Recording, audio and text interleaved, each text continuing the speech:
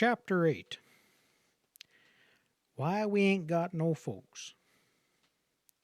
Preachin' Bill says there's a heap of difference in most men, but Jim Lane now, he's more different than nary men you ever did see. Ain't no better neighbor'n Jim anywhere. Ride out his way any time to do you a favor.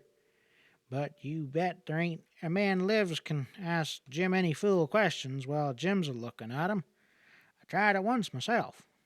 Jim was waitin' at the ferry for Wash Gibbs, and we was a-talkin' along right pert 'bout crops and the weather and such, when I says I, like a dumb old fool, how'd you like it down in Texas, Jim, when you was there that time?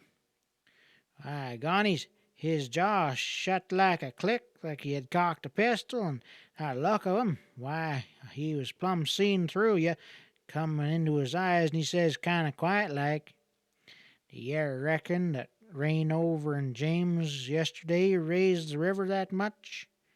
And before I knowed it, I was tellin' him how that old red bull of mine treed the Perkin boys when they was a-possum huntin'. Many stories of the bald knobber days, when the law of the land was the law of the rifle and rope, were driftin' about the countryside, and always, when these tales were recited, the name of Jim Lane was whispered, while the bolder ones wondered under their breath where Jim went so much with that Wash Gibbs, whose daddy was killed by the government. Mr. Lane was a tall man, well set up, with something in his face and bearing that told of good breeding southern blood, one would say, by the dark skin and the eyes, hair, and the drooping mustache of black. His companion, Wash Gibbs, was a gigantic man, taller and heavier even than the elder Matthews, but more loosely put together than old Matt, with coarse, heavy features and, as Grandma Bowles said, the look of a sheep-killing dog. Grandma, being very near her journey's end, could tell the truth even about Wash Gibbs, but others spoke of the giant only in whispers, save when they spoke in admiration of his physical powers. As the two men swung stiffly from their saddles, Sammy came running out to greet her father with a kiss of welcome. This little exhibition of affection between parent and child was one of the many things that marked the Lanes as different from the natives of that region.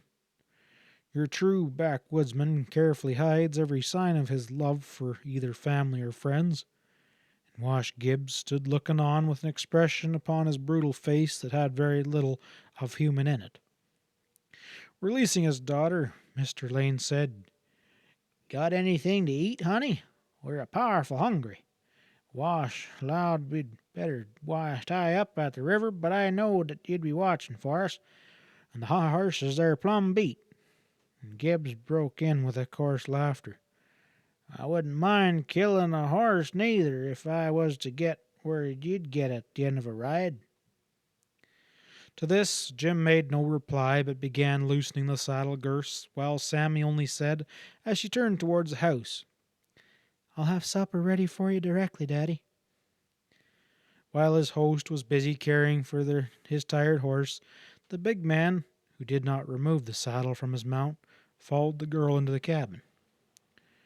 "Can't even tell a feller howdy," he exclaimed as he entered the kitchen.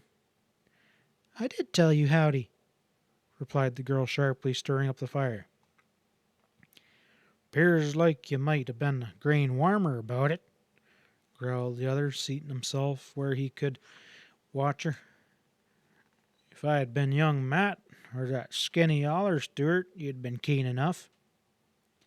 Sammy turned and faced him with angry eyes. "Look here, Wash Gibbs, I done told you last Thursday when you come for Daddy that you better leave me alone. I don't like you, and I don't aim to ever have anything to do with you. You done fixed yourself up with me at that time at the Cove picnic. I'll tell Daddy about that if you don't mind. I don't want to make no trouble, but you just quit pestering on me." The big fella sneered. "Well, I figured you might change your mind about that some day. Jim ain't gonna say nothing to me, and if he did, words don't break no bones. I'm a heap the best man in this neck of the woods, and your pa knows it, and you know it too." Under his look, the blood rushed to the girl's face in a burning blush. In spite of her anger, she dropped her eyes and, without an attempting reply, returned to her work. A moment later, Mr. Lane entered the room. A single glance at his daughter's face and a quick look at Wash Gibbs as the bully sat following with wolfish eyes every movement of the girl, and Jim stepped quietly in front of his guest. At the same moment, Sammy left the house for a bucket of water, and Wash turned toward his host with a start to find the dark-faced man gazing at him with a look that few men could face with composure. Without a word, Jim's right hand crept stealthily inside his hickory shirt, where a button was missing. For a moment, Gibbs tried to return the look. He failed. Something he read in that dark face before him, some meaning light in those black eyes, made him tremble, and he felt rather than saw. Jim's hand resting quietly now inside the hickory shirt near his left armpit. The big man's face went white under the tan, and his eyes wavered and shifted, and he hung his head and shuffled his feet uneasily, like an overgrown schoolboy brought sharply to task by the master. Then Jim, his hand still inside his shirt, drawled softly but with a queer metallic ring in his voice.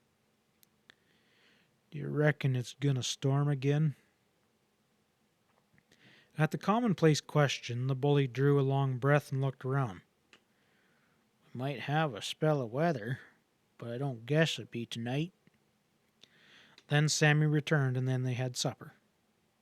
Next to his daughter, Jim Lane loved his violin, and with good reason, for the instrument had once belonged to his great-grandfather, who, tradition says, was a musician of no mean ability. Preachin' Bill "'lowed this was a heap of difference between a playin' a violin and just a fiddlin'. You wouldn't know some fellers was a makin' music if you didn't see 'em a pattin' their foot, but it ain't that way with Jim Lane.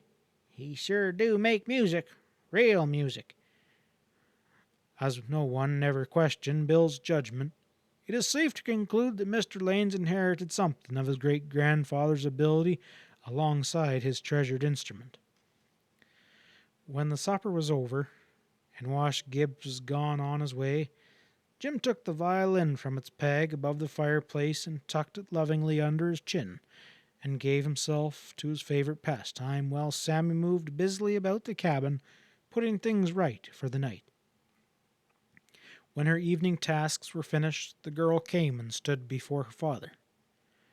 At once the music ceased, and the violin was laid carefully aside.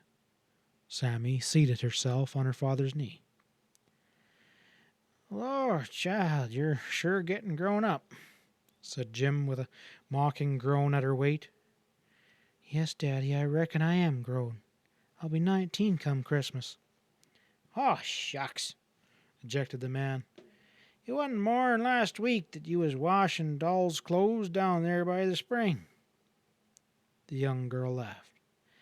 "I didn't wash no doll's clothes last week," she said, and her voice changed in that wide, questioning look, the look that made one think so of her father, came into her eyes. "There's something I want to ask you, Daddy. You know, Ollie's going away, and I was thinking about it all day yesterday, and Daddy, why ain't we got no folks?" Mr. Lane stirred uneasily, and Sammy continued. "There's the Matthews. They got kinsfolk back in Illinois.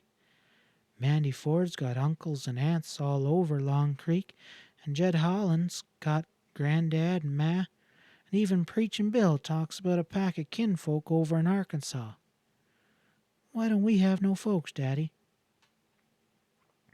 The man gazed long and thoughtful at the fresh young face of his child, and the black eyes looked into the brown eyes keenly, as he answered her questions with another question. "Do you reckon you love him right smart, honey? Are you sure, dead sure you ain't thinking of what he's got instead of what he is? I know it'd be mighty nice for you to be one of the fine folks, and there are big reasons why you oughta, but it's going to take a mighty good man to match you. A mighty good man. And the man you've got to live with, not his money.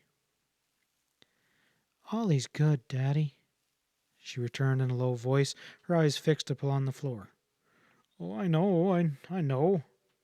He wouldn't do nobody no harm. He's good enough that way, and I ain't faultin' him, but you need to have yourself a man. A sure enough good man. But tell me, Daddy, why don't we have no folks? The faintest glimmer of a smile came into the dark face. You sure grown up, girl. You sure grown up, you sure have.